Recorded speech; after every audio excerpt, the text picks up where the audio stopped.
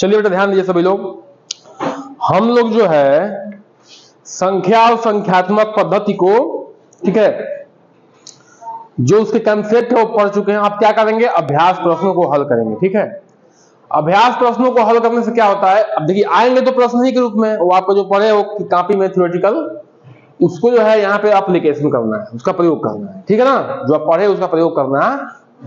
ये प्रयोग करते हैं बेटा, देखिए क्या है,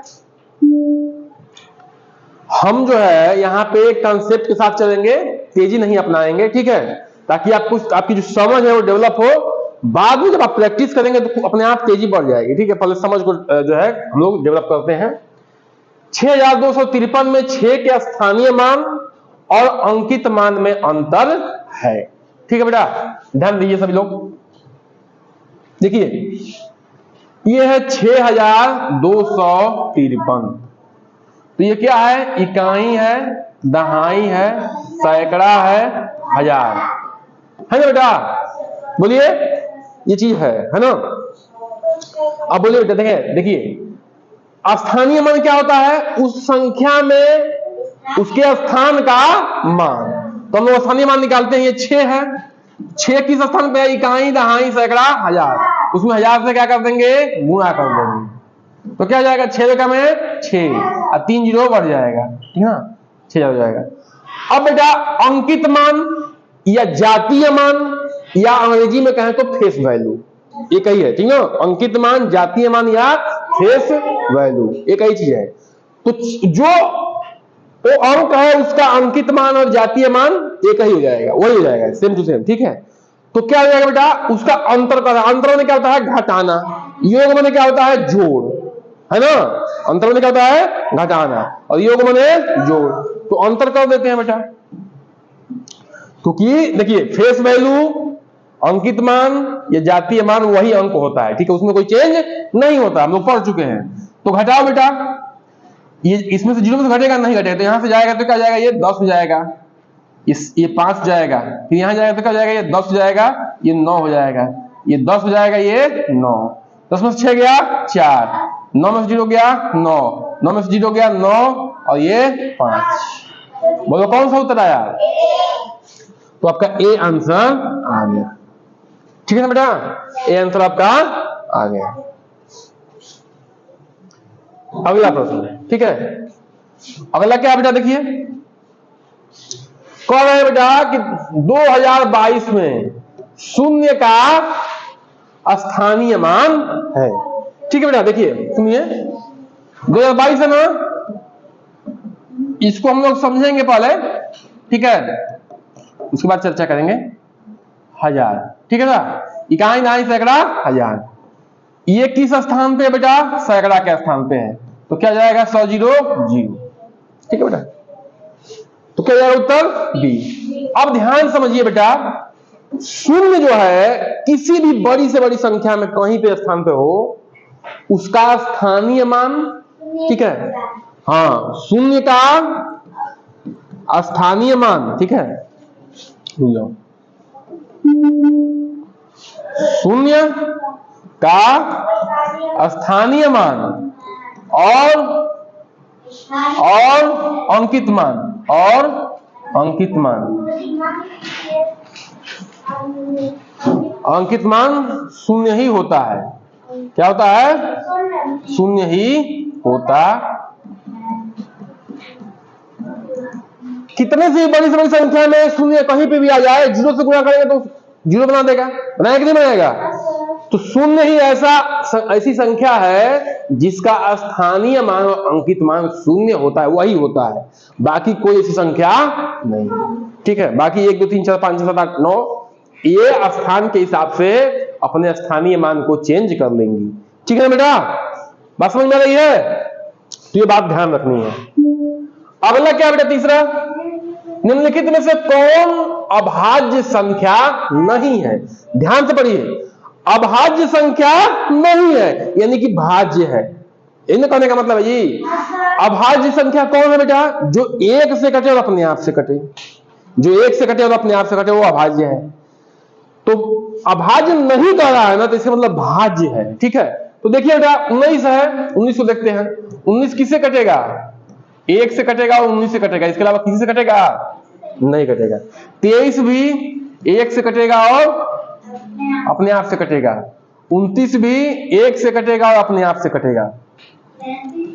33 कटेगा बेटा, 1 से कटेगा, 3 से कटेगा, 11 से कटेगा और 33 से कटेगा।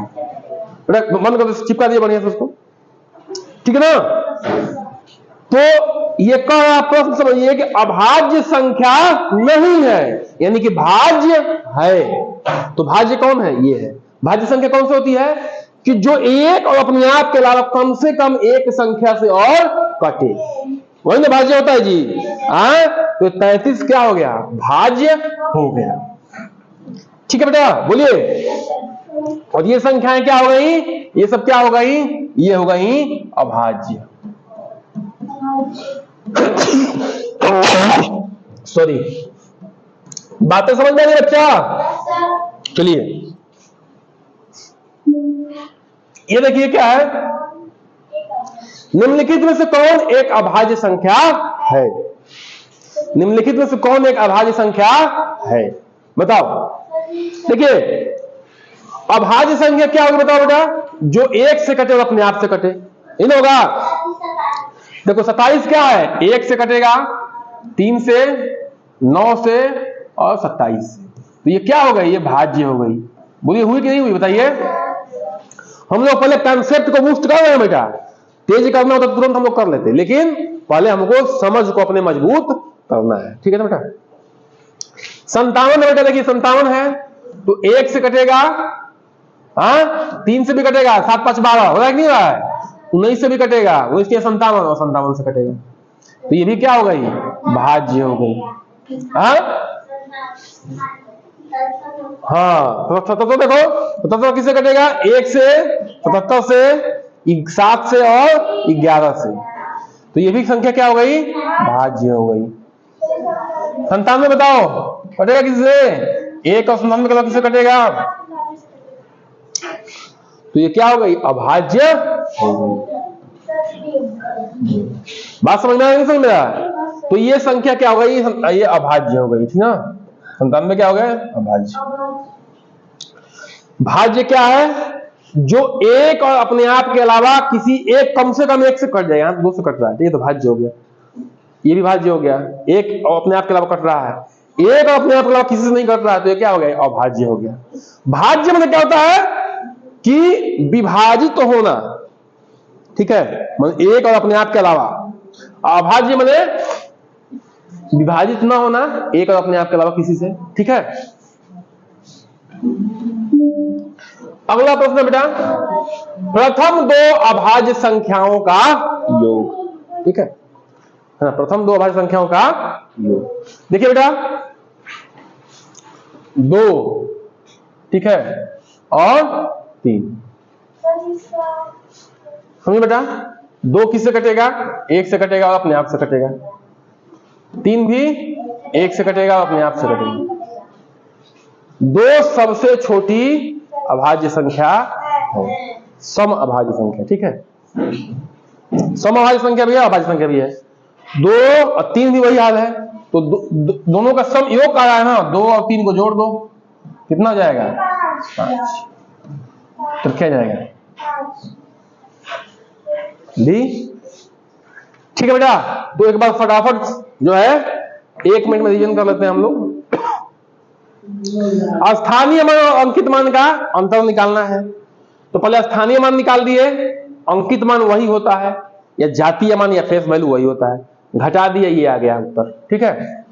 अगला प्रश्न है बेटा कि शून्य का स्थानीय मान निकालना है इसमें। तो शून्य बेटा, शून्य चाहे कितनी भी बड़ी से बड़ी संख्या हो, अगर शून्य का कोई भी स्थान हो, उसका स्थानीय मान शून्य ही होगा, ठीक है। बहुत बच्चे क्या करते हैं कि 3 बार शून्य लिख देंगे, यहाँ 3 बार शून्य लिखो चाहे 50 बार शून्य लिखो, उसका मान शून्य ही है, ठीक है बेटा, है ना। तो ये शून्य हो गया। अब देखो बेटा अगला क्या है, निम्नलिखित में से कौन सा भाज्य संख्या नहीं है? तो भाज्य संख्या कौन सी नहीं है? 33। मैंने भाज्य है, 33 भाज्य है बेटा, ठीक है। क्यों? 1, 3 और 11 से कटेगा और 33 से कटेगा, ठीक है। बाकी ये अभाज्य संख्याएं हैं, ठीक है।